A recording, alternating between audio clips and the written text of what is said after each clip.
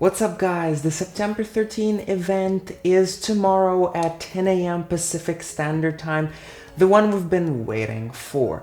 I would like to go over a few things that we can expect during the event in just under a day. Alright, so what can we 100% expect from today's event? We should be seeing the 4 new iPhone 12 models, the iPhone 12 and the iPhone 12 Pro and Pro Max, as well as the iPhone 12 Mini. There should also be a small $99 HomePod, which I'm really excited about. And finally, we'll be getting a wireless charger for your iPhone and the final date when the iPad Air will ship.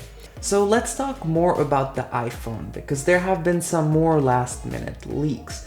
The notch is a little smaller and also curved a little differently, but we have been hearing a lot about the notch and many people are saying that a notch should not be changing. But what everyone is talking about is the camera on the iPhone. The cameras will be the biggest change by far on the new iPhone.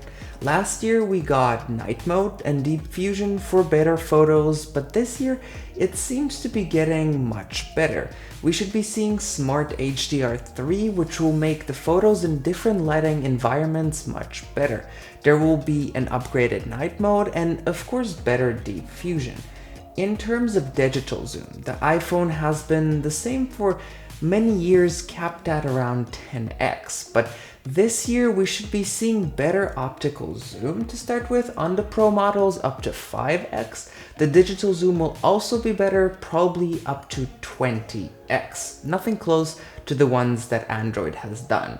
On the front, Face ID should be getting faster with some new technology in the lens. It might be getting as fast as Touch ID this year, which will definitely make this quite a massive improvement. Regarding the battery life, the iPhone 12 mini will have a little lower battery life than the iPhone 11, since it will be 5.4 inches, so having less space, and just generally much smaller than that regular iPhone 11. On the iPhone 12 Pro Max, we could be seeing an additional hour of battery life, which is really good. It is a small change, but an hour extra can mean a lot to many people, especially if you do a lot of calls that are video or things like that. Moving to another interesting product, the HomePod Mini. It will be cheap, it might be portable, and have that rumored Apple Watch processor inside. All this making a very interesting new HomePod. But now we are hearing that it will have the U1 chip, which allows for spatial awareness. This might make the HomePod into sort of a home hub, and the U1 chip will allow it to know where your devices are. This is very interesting, but we don't know everything about this setup yet. And finally, another device that doesn't really excite everyone, that being the new Apple TV. John Prosser is saying that there won't be an Apple TV. He might be right with his accurate track record. However, today on iCloud, Apple uploaded an identifier for a new Apple TV. Now, why would they do that if they wouldn't be releasing a new Apple TV? Now, we won't know for sure until the event in just a couple of hours.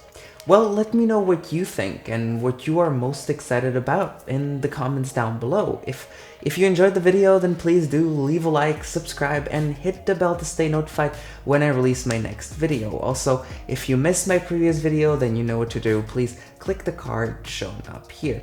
Okay, take care, and I'll see you in my next video.